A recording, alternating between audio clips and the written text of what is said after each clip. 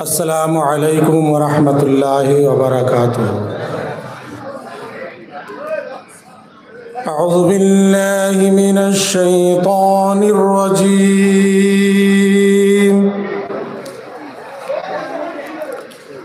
बिस्मिल्लाहिर रहमानिर रहीम।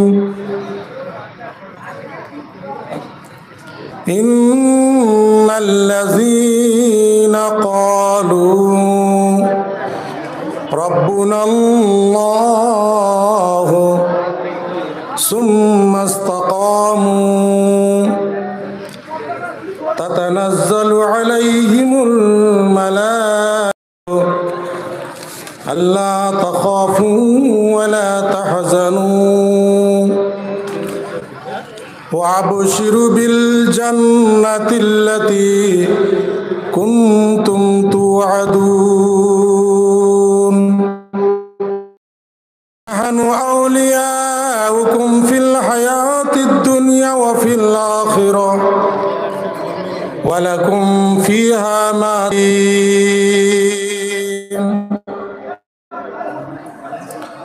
आमन्तु बिल्लाहि सदक़ल्लाहुल अज़ीम। वक़ाल अल्लाहु तआला ऐज़न फ़ी शान हबीबिही इन्नल्लाह व मलाइकतहु युसल्लूना अलन नबी या अय्युहल्लज़ीना आमनू सल्लु अलैहि वसल्लिमू तस्लीमा। अल्लाहुम्मा सल्लि वसल्लिम वबारिक अला अब्दिका रसूलिल करीम रहमतल लिल आलमीन शफीउल मुज़निबीन सय्यिदना मौलाना नबियना मुहम्मदिन व अला आलिहि व अहलि बैति व औलादि व ज़ुर्रिय्यति व अज़वाजि व सहाबि औलिया व उम्मति अजमाइन कमा सल्लैता व सल्लमता व बारकता व रहिमता अला सय्यिदिना इब्राहीम व अला आलि सय्यिदिना इब्राहीम इन्नका हमीदुम मजीद।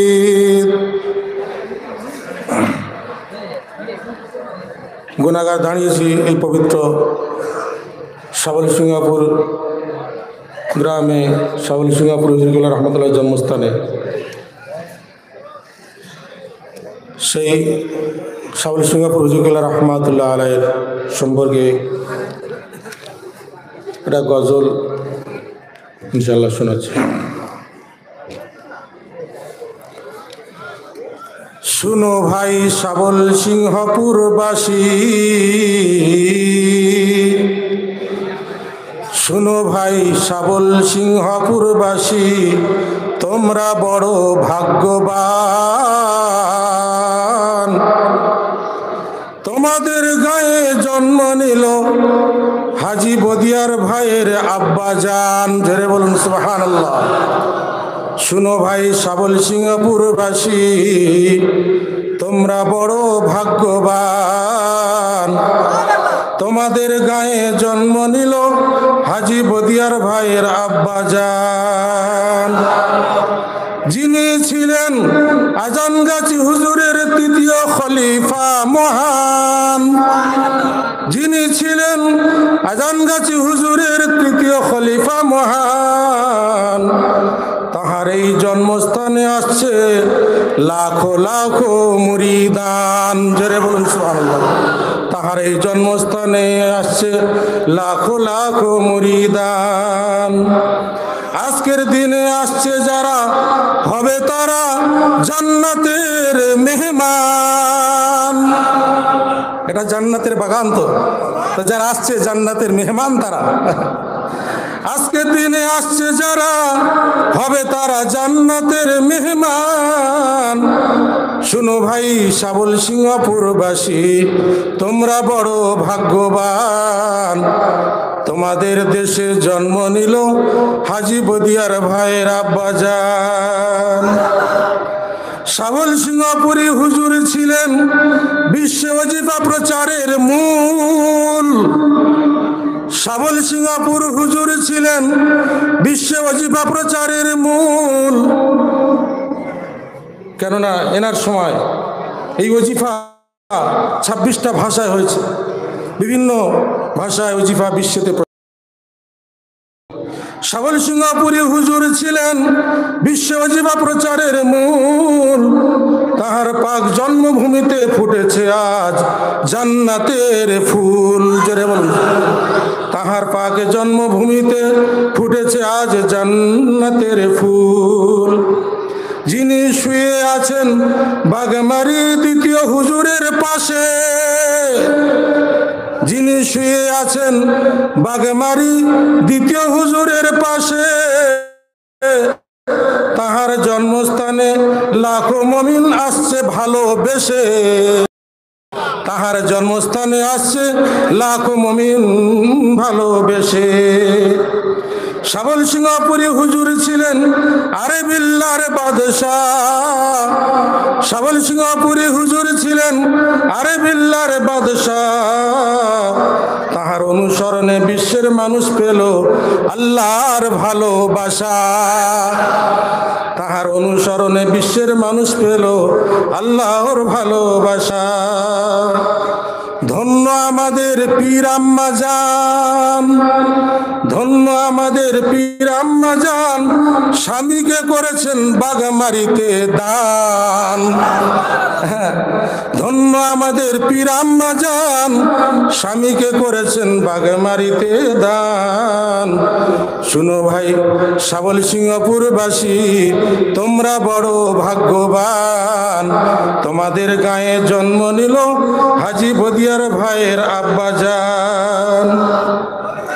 কোটি কোটি মানুষ ঈমান পেল, কোটি কোটি মানুষ ঈমান পেল, ওজিফা আমল করে যাবে জান্নাতে। কোটি কোটি মানুষ ঈমান পেল, ওজিফা আমল করে যাবে জান্নাতে। আজানগাছি হুজুর ও তার 4 খলিফার ওসিলাতে। আজানগাছি হুজুর ও তার 4 খলিফার ওসিলাতে। সাবল সিংহপুরী হুজুরের কাছে যত সমস্যার কেস, সাবল সিংহপুরী হুজুরের কাছে যত সমস্যার কেস নিয়ে যেত পীর ভাইরা, সমাধান করে দিতেন বিশেষ। হ্যাঁ, তার কাছে কত মানুষ কত সময় নিয়ে যেতেন, আল্লাহর ওলি তিনি সমাধান করে দিতেন। তাই সাবল সিংহপুরী হুজুরের কাছে যত সমস্যার কেস নিয়ে যেত পীর ভাইরা, সমাধান করে দিতেন বিশেষ। সাবল সিংহপুরী হুজুর 36 বছর বাগমারিতে করেছেন খেলাফত। সাবল সিংহপুরী হুজুর 36 বছর বাগমারিতে করেছেন খেলাফত। তাহার দোয়ায় বাগমারির অনেক বেদখল জায়গা ফিরিয়ে দিয়েছে আদালত। তাহার সময় বাগমারির কত জায়গা প্রশস্ত হয়েছে না? কেস কাছারিতে জিতে গিয়ে তাহার দোয়ার বরকতে বাগমার অনেক জায়গা প্রশস্ত হয়েছে, অনেক জায়গা ফিরিয়ে দেওয়া হয়েছে। তাই সাবল সিংহপুরী হুজুর 36 বছর বাগমারিতে করেছেন খেলাফত। তাহার দোয়ায় বাগমারির অনেক বেদখল জায়গা ফিরিয়ে দিয়েছে আদালত। তাহার জন্য কত খাদেম ভাইরা, তাহার জন্য কত খাদেম ভাইরা করেছেন জীবন দান। সাবল সিংহপুরবাসী তোমরা বড় ভাগ্যবান। তোমাদের গায়ে জন্ম নিল হাজী বদিয়ার ভাইয়ের আব্বাজান। সাবল সিংহপুরী হুজুর আমাদের ছেড়ে 29 জামাদিউল আউয়াল 1440 হিজরি মঙ্গলবার জোহর বাদ নিয়েছে বিদায়। সাবল সিংহপুরী হুজুর আমাদের ছেড়ে 29 জামাদিউল আউয়াল 1440 হিজরি মঙ্গলবার জোহর বাদ নিয়েছে বিদায়। তার 2 দিন পরে মাস্টার সাহেব হুজুর খলিফা হলেন হাক্কানি দরবারে আল্লাহর ইশারায়। তাহার 2 দিন পরে মাস্টার সাহেব হুজুর খলিফা হলেন হাক্কানি দরবারে আল্লাহর ইশারায়। এই মজলিসে আসবে যারা আমল করে হবে মুত্তাকির দল। এই মজলিসে আসবে যারা আমল করে হবে মুত্তাকির দল। জান্নাতি হবে তারা যদি থাকে 4 হুকুমে অবিচল। যদি থাকে 4 হুকুমে অবিচল। আল্লাহ খুশি হয় যত নবী খুশি হয়, খুশি হয় বিশ্বজাহান, খুশি হয় বিশ্বজাহান। বলেছেন আল্লাহর পাক কোরআন, হাদিসে আছে তার প্রমাণ, হাদিসে আছে তার প্রমাণ। শুনো ভাই সাবল সিংহপুরবাসী, তোমরা বড় ভাগ্যবান, তোমাদের দেশে জন্ম নিল হাজী বদিয়ার ভাইয়ের আব্বাজান। হাক্কানি দরুদ আল্লাহুম্মা সাল্লি ওয়া সাল্লিম ওয়া বারিক আলা আবদিকা রাসূলিল কারীম রাহমাতাল লিল আলামিন শাফিউল মুযনিবিন সাইয়্যিদিনা মাওলানা নাবিয়িনা মুহাম্মাদিন ওয়া আলা আলিহি ওয়া বাইতি ওয়া আওলাদি ওয়া যুররিয়াতি ওয়া আজওয়াজি ওয়া সাহাবি ওয়া আউলিয়াই ওয়া উম্মাতি আজমাইন কামা সাল্লাইতা ওয়া সাল্লামতা ওয়া বারাকতা রাহিমতা আলা সাইয়্যিদিনা ইব্রাহিম ওয়া আলা আলি সাইয়্যিদিনা ইব্রাহিম ইন্নাকা হামিদুম মাজিদ। আলহামদুলিল্লাহ ওয়া কাফা ওয়া সালামুন আলা ইবাদিহিল্লাযিনা ইসতাফা আম্মা বা'দ। فقال الله تعالى في كلام المجيد والفرقان الحميد من أمر الله رحمة الله وبركاته। যে আল্লাহ তাবারক ওয়া তাআলা রব্বুল ইজ্জাত রব্বুল আলামিন বড় মেহেরবান ও দয়ালু, যে আল্লাহ তাবারক ওয়া তাআলা আমাদেরকে আশরাফুল মাখলুকাত সৃষ্টির শ্রেষ্ঠ করে সৃষ্টি করেছেন, সেই আল্লাহ তাবারক ওয়া তাআলা আমাদের জন্য দুনিয়াতে হাজার হাজার নিয়ামত দান করেছেন। রব্বুল আলামিন দয়া করে মেহেরবান করে আমাদের জন্য পরম্পরায় নবী রসুলগণকে পাঠিয়েছিলেন। এইভাবে 1,24,000 পয়গম্বরকে পাঠালেন। শেষ নবী হযরত মুহাম্মদুর রাসূলুল্লাহ সাল্লাল্লাহু আলাইহি ওয়াসাল্লামকে শ্রেষ্ঠ কিতাব কালামুল্লাহ কোরআন শরীফ দান করলেন। যে কালামুল্লাহ কোরআন শরীফ পড়ার সৌভাগ্য আমার আপনার হয়েছে, তার জন্য আল্লাহর কাছে শুকরিয়া আদায় করে সবাই একবার জোরে বলুন আলহামদুলিল্লাহ। সেই নবী রহমত আকাই মাদানী তাজদারে মদিনা আহমদ মুস্তাফা মুহাম্মদ মুস্তাফা রাসূল আকরাম সাল্লাল্লাহু আলাইহি ওয়াসাল্লামের প্রতি অসংখ্য লাখ কোটি দরুদ ও সালাম বর্ষিত হোক। আমরা সকলে বলি আল্লাহুম্মা আমিন।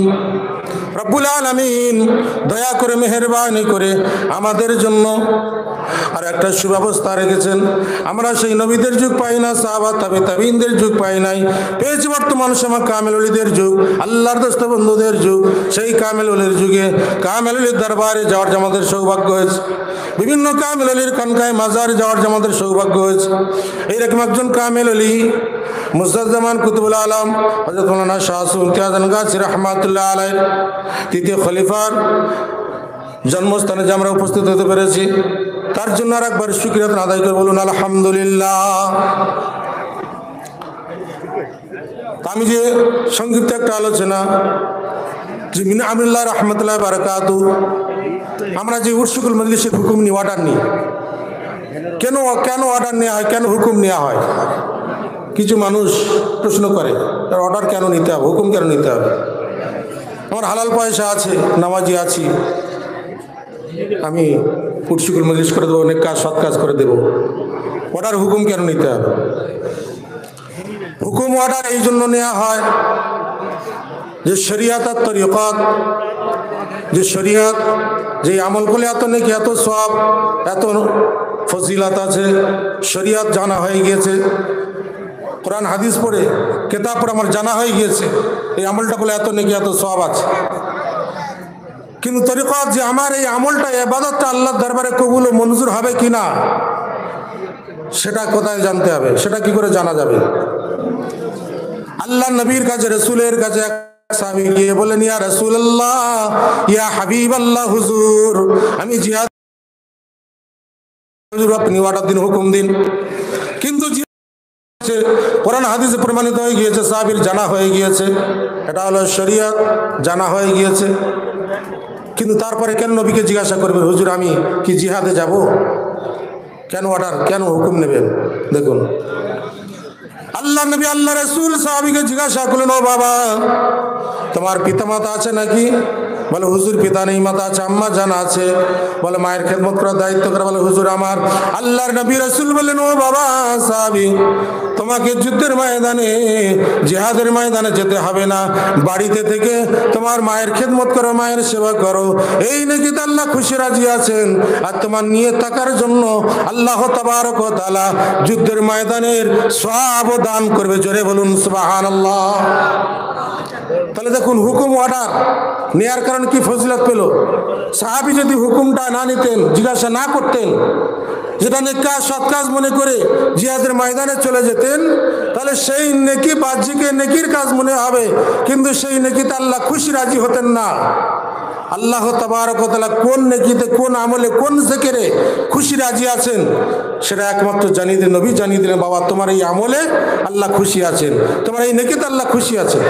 এর নাম হলো তরিকত। জোরে বলুন সুবহানাল্লাহ। তাই কামেল ওলি, কামেল মুর্শিদ যে অর্ডার হুকুম দেন ইলহামের মাধ্যমে যে আমার নেক কাজ সৎ কাজ আমি করব, কিন্তু সেই নেকিটা আল্লাহর দরবারে কবুল হবে কিনা, আল্লাহর কাছে পৌঁছাবে কিনা, আল্লাহ তাবারক ওয়া তাআলা খুশি হবেন কিনা, সেটা কি করে জানবো? সেটা জানতে হলে নবীর পরে খোলাফা রাশিদিন, তবে তাবিন, গাউস কুতুব, এই কামেল ওলি, সেই কামেল ওলির কাছে যখন অর্ডার হুকুমটা নেব, আল্লাহ যদি খুশি রাজি থাকে তাহলে তিনি অর্ডার হুকুম দেবেন। হুকুম দিলে আমির আমার সেই নেক কাজ সৎ কাজটা আল্লাহর দরবারে অবশ্যই কবুল ও মঞ্জুর হবে। জোরে বলুন সুবহানাল্লাহ। হযরত আবুল হাসান খিরকানী রাহমাতুল্লাহ আলাইহি একজন মাওলানা জিজ্ঞাসা করলেন যে হুজুর আপনার এই মসজিদের আর অন্যান্য মসজিদের তফাৎটা কি? যে আমরা যে মসজিদ করি বিভিন্ন রকম যে হুকুমে অর্ডারে যে কামিল আদেশ হুকুম নিয়ে যে করি, ফজিলতটা কেন? দেখুন আবুল হাসান খিরকানী রাহমাতুল্লাহ আলাইহি তিনি বললেন, বাবা যদি শরীয়তের দিক থেকে দেখো তাহলে এই মসজিদ অন্যান্য মসজিদ একই রকম, এতেও নামাজ হয় তাতেও নামাজ হয়, একই রকম দেখবে।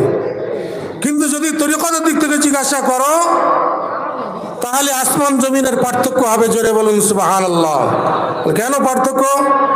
বলছে দুনিয়ার মসজিদ কোন কমিটির আলোচনা নিয়ে, গ্রামের আলোচনা নিয়ে সিদ্ধান্ত নিয়ে মসজিদ হয়েছে।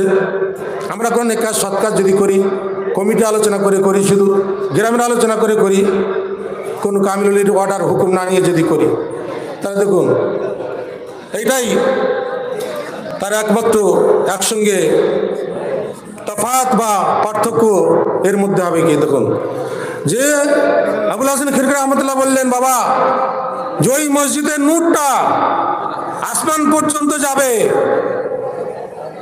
কেন? যে একমাত্র সেখানে আল্লাহর আদেশ হুকুম হয়নি, আল্লাহর ওলির, কামেল ওলির আদেশ হুকুম নেওয়া হয়নি। আর আমার এই যে মসজিদটা হয়েছে, এই মসজিদ যে আমি তৈরি করেছি একমাত্র ইলহামের মাধ্যমে আল্লাহর আদেশ হুকুম নিয়ে এই মসজিদ তৈরি করা হয়েছে, অত এই মসজিদের নূর আল্লাহর আরশে মুআল্লায় পৌঁছাবে। জোরে বলুন সুবহানাল্লাহ। হ্যাঁ, তাই দেখুন হুকুমে এই জন্য নেওয়া। আজ আমরা যে কোরআন ওয়াজিব আমল করবো, হুকুমে এই জন্য যে হযরতে খাজা আমিরউদ্দিন চিশতি রাহমাতুল্লাহ আলাইহি, তানার পীর ছিল উসমান হারুনি চিশতি রাহমাতুল্লাহ আলাইহি, তো তানার কাছে গেলেন বায়াত হওয়ার জন্য। তিনি বললেন যে বায়াত করব, কিন্তু একটা শর্ত পালন করতে হবে। কি শর্ত? বলছে বাবা সূরা ফাতিহা 1000 বার আল্লাহর দিকে ধ্যান রুজু করে পড়ে আসতে হবে। হযরত খাজা আমিরউদ্দিন চিশতি রাহমাতুল্লাহ বলেছেন, হুজুর আমি তো সূরা ফাতিহা পড়ি, সব সময় প্রায় পড়ি, প্রতিদিন রাকাতে নামাজে পড়া হয়, এছাড়া প্রায় পড়ি। তো বলছে বাবা ঠিক আছে, তুমি এতদিন পড়েছো, নিচের দিকে চেয়ে দেখো, কি দেখছো বলো। নিচের দিকে চেয়ে দেখলেন জমিন আছে, পাটি বিছানা আছে, বিছানা আছে, এটাই বলেন হুজুর আমি এটাই দেখছি। এবার দেখুন হুকুমের পড়ার ফজিলত। আল্লাহ নবী বললেন, বাবা ঠিক আছে তুমি এবার 1000 বার আল্লাহর দিকে ধ্যান রুজু করে পড়ে আসো। পড়ে আসার পরে বলছে হুজুর আমি পড়ে এসেছি। বলছে এবার নিচের দিকে চেয়ে দেখো। নিচের দিকে চেয়ে দেখলেন 7 তাবক আসমান 7 তাবক জমিন তাহাতা সারা তিনি তার চোখে দেখতে পাচ্ছেন। জোরে বলুন সুবহানাল্লাহ। হুকুমে পড়ার ফজিলত। আবার তিনি বললেন বাবা সূরা ইখলাস ওই রকম 1000 বার আবার পড়ে আসা আল্লাহর দিকে ধ্যান রুজু করে। আবার পড়ে আসলেন। আসার পর বলছে বাবা এবার উপরের দিকে চেয়ে দেখো।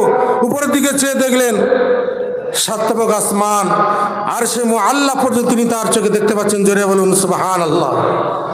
আবার বলেন সূরা বাকারার শেষ দু আয়াত আবার ওই রকম 1000 বার পড়ে আসো। পড়ে আসার পরে এবার আল্লাহর ওলি খাজা উসমান হারুন চিশতি রাহমাতুল্লাহ আলাইহি ওনার সামনে এরকম দুটো আঙ্গুল তুলে ধরেছেন। বলছে এবার কি দেখছো বলো। হযরত খাজা চিশতি রাহমাতুল্লাহ বললেন হুজুর আমি আজার মখলুক দেখতে পাচ্ছি। জোরে বলুন সুবহানাল্লাহ। তাহলে হুকুমে পড়ার ফজিলত দেখুন। নেক কাজ সৎ কাজ করা, আমল করা, ইবাদত করা, হজ করা, যাকাত দেওয়া হুকুমে যদি করি তাহলে আল্লাহ তাআলা অবশ্যই কবুল ও মঞ্জুর হয়ে যাবে। আল্লাহ তাবারক ওয়া তাআলা খুশি রাজি হয়ে যাবেন। আল্লাহ তাবারক খুশি রাজি হলে জান্নাত অবশ্যই অবধারিত হবে। জোরে বলুন সুবহানাল্লাহ।